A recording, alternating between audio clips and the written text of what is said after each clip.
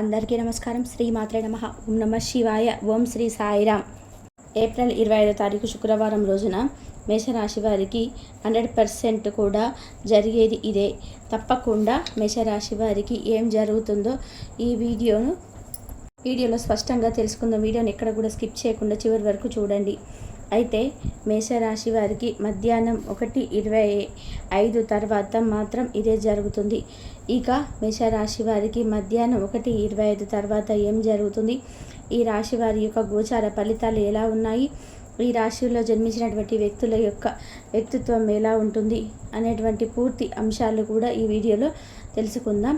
వీడియోని ఎక్కడ కూడా స్కిప్ చేయకుండా చివరి వరకు చూడండి. ఇక వీడియోలోకి వెళ్తే కనుక మేషరాశి అనేది రాశి చక్రంలో మొట్టమొదటి రాశి. అశ్విని నక్షత్రం 1, 2, 3, 4 పాదాలు, భరణి నక్షత్రం 1, 2, 3, 4 పాదాలు, కృత్తికా నక్షత్రం 1వ పాదంలో జన్మించిన వ్యక్తులని కృత్తికా నక్షత్రం 1వ పాదంలో జన్మించిన వ్యక్తులని మేషరాశిగా పరిగణిస్తూ ఉంటారు. ఈ రాశ్యాధిపతి వచ్చేసి కుజుడు. ఇక మేషరాశి వారికి ఈ సమయంలో అనుకూలమైనటువంటి గోచారం ఉంది. గ్రహాలని ఏ వ్యక్తికి అయితే అనుకూలిస్తాయో, ఏ రాశిలో అయితే గురువు బలం అధికంగా ఉంటుందో, అలానే నక్షత్ర గమనం అనేది ఈ రాశి వారికి బలంగా ఉంటే కనుక ఇక మనం మట్టి పట్టినా సరే బంగారంగా మారుతుంది. అలానే రాశుల్లోకి ఎప్పటికప్పుడు గ్రహాలు అనేటివి రాశులను మారుస్తూ ఉంటాయి, తమ యొక్క స్థానాన్ని మారుస్తూ ఉంటాయి. నక్షత్ర బలం కూడా ఎప్పటికప్పుడు మారుతూ ఉంటుంది. కానీ ఇక ఎప్పుడైతే నక్షత్రాలు అనేటివి అనుకూలంగా ఉంటాయో, నక్షత్ర బలం అనేది పెరుగుతుందో, నక్షత్రాల గమనం పెరుగుతుందో, ఆ సమయంలో గనక ఇక మేషరాశి వారికి అదృష్టం కలిసి వస్తుంది. అలానే ఈ సమయంలో మేషరాశి వారికి కొంతమందికి అదృష్ట యోగం విపరీతంగా ఉంది. అంటే కొంతమందికి ఎందుకు అదృష్ట యోగం ఉంది, కొంతమందికి లేదా అదృష్టము అంటే ఉండదు. ఎందుకంటే ఒకే రాశి అయినప్పటికీ రాశిలో జన్మించిన వ్యక్తులు చేసినటువంటి పాప పుణ్యాల మీదుగా ఆధారపడి తమ యొక్క అదృష్టం దురదృష్టం అనేది ఆధారపడి ఉంటుంది. అయితే ఈ రాశిలో ఎవరైతే అత్యంత ఎక్కువగా పుణ్యాలు చేసుకొని దాన ధర్మాలు చేసి నీతి నిజాయితీ ధర్మ మార్గంలో నడుస్తూ ఉన్నారో అలాంటి వ్యక్తులకి, అమాయకులకి మాత్రం ఈ సమయంలో అనుకూలంగా చాలా ఎక్కువగా ఉందని చెప్పుకోవచ్చు. అనుకూలమైనటువంటి గోచారం ఉంది అని కూడా చెప్పుకోవచ్చు. ఇక ఈ రాశిలో జన్మించిన వ్యక్తులకి దరిద్ర బాధలు సైతం తొలగిపోతాయని కూడా గుర్తుపెట్టుకోండి. అంతేకాకుండా ఈ రాశిలో జన్మించినటువంటి వ్యక్తులకి అదృష్ట యోగం కూడా విపరీతంగా ఉంది అని గుర్తుపెట్టుకోండి. ఇక ఈ రాశిలో జన్మించినటువంటి వ్యక్తులకి ఈ సమయంలో ఉద్యోగ అవకాశాలు విపరీతంగా వచ్చే అవకాశం అయితే ఉంది. తప్పకుండా గుర్తుపెట్టుకోండి. మేషరాశిలో జన్మించిన వ్యక్తులకి అదృష్టమైతే విపరీతంగా ఉంది, అదృష్ట యోగం అయితే విపరీతంగా ఉంది అని కూడా మనం తెలుసుకోవాలి. అంతేకాదు మేషరాశిలో జన్మించిన వ్యక్తులకి రాజ్యం ఏలేటటువంటి గొప్ప అవకాశం అయితే కనిపిస్తూ ఉంది. రాజయోగం పట్టే అవకాశం కూడా ఈ రాశి వారికి కనిపిస్తుంది. ఇక మేషరాశి వారి ఉద్యోగ అవకాశాలు మాత్రం విపరీతంగా వచ్చే అవకాశం కనిపిస్తుంది. కనుక ఈ రాశిలో జన్మించినటువంటి వ్యక్తులకి ఉద్యోగం చేస్తున్నట్లయితే కనుక చాలా ఎక్కువగా మంచి ఫలితాలు అయితే వస్తాయి. ఉద్యోగం చేస్తున్నటువంటి అయితే గనక చాలా ఎక్కువగా మంచి ఫలితాలు అయితే వస్తాయి. ఉద్యోగం చేస్తున్నటువంటి వ్యక్తులకి, ఆల్రెడీ ఉద్యోగం చేస్తున్నటువంటి వ్యక్తులకి పై స్థాయికి వెళ్ళే అవకాశం అయితే ఉంటుంది. అలానే పై అధికారుల చేత ప్రశంసలు కూడా లభిస్తాయని చెప్పుకోవచ్చు. అంతేకాకుండా ఉద్యోగం కోసం ప్రయత్నిస్తున్నటువంటి వ్యక్తులకి మాత్రం ఇక వారికి కూడా చాలా బాగుంటుంది. ఆల్రెడీ ఉద్యోగం చేస్తున్నటువంటి వారికి ప్రమోషన్ వస్తుంది. ఉద్యోగం కోసం సెర్చ్ చేస్తున్న వారికి కూడా ఉద్యోగం తప్పకుండా లభిస్తుంది.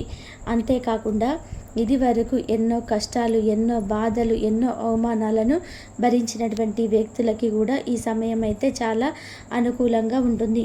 గోచార ఫలితాలు చాలా అనుకూలంగా ఉన్నాయని చెప్పుకోవచ్చు. ఈ యొక్క మేషరాశి వీరికి ఈ సమయంలో తగినటువంటి ఫలితం అయితే ఉంటుంది. అంటే ఇదివరకు ఎంతో శ్రమను పడి ఒక వినూత్నమైనటువంటి ఆలోచనతో ముందుకు సాగిపోయి వినూత్న ప్రయత్నాలు అయితే చేస్తున్నటువంటి మేషరాశి వారికి ఖచ్చితంగా ప్రయత్నాలు ఫలిస్తాయి. కష్టానికి తగినటువంటి ప్రతిఫలం కూడా తప్పకుండా ఉంది అని చెప్పుకోవచ్చు. ఇక అదే విధానంగా మరి ఈ రాశిలో జన్మించినటువంటి వ్యక్తులకి ఒక ఫోన్ కాల్ కూడా వస్తుంది. అందులో ఒక శుభవార్తను కూడా అందుకుంటారు. రాశుల గమనం బాగుంది ఈ రాశి వారికి. కానీ మీరు కొన్ని నియమాలను కొన్ని విషయాలలో జాగ్రత్త మాత్రం తప్పనిసరిగా అవసరం. అంటే ఈ సమయంలో మీకు నడుస్తున్నటువంటి గోచారాన్ని పరిశీలించినట్లయితే కనుక మీరు ఖచ్చితంగా గొడవలకి దిగకూడదు. అంటే ఇతరులను మీరు పరోక్షంగా కూడా ఎవరితోనైనా సరే, ఎవరి గురించినైనా ఇంకెవరితోనైనా సరే మీరు మాట్లాడే ముందు జాగ్రత్త పడండి. అయితే ఆ వ్యక్తి గురించి మీరు తప్పుగా మాట్లాడినా, తప్పుడు ఉద్దేశంతో మాట్లాడకపోయినా సరే మీకు నిందలు పడే అవకాశం అయితే కనిపిస్తుంది. కనుక వీరు ఈ యొక్క విషయంలో మాత్రం జాగ్రత్తగా ఉండండి. ఇలా ఈ విషయంలో మీరు జాగ్రత్తగా ఉండటం వలన అదృష్ట యోగం బాగుంటుంది. అదృష్టం అయితే ఖచ్చితంగా కలిసి వస్తుంది. గోచారం అయితే మీకు అనుకూలంగా ఉంటుందని చెప్పుకోవచ్చు. గోచార ఫలితాలు కూడా చాలా అద్భుతంగా అనుకూలంగా ఉంటాయని కూడా చెప్పుకోవచ్చు. ఇక ఈ రాశిలో జన్మించిన ప్రతి ఒక్కరు కూడా ధనవంతులుగా మారే అవకాశం అయితే ఉంది.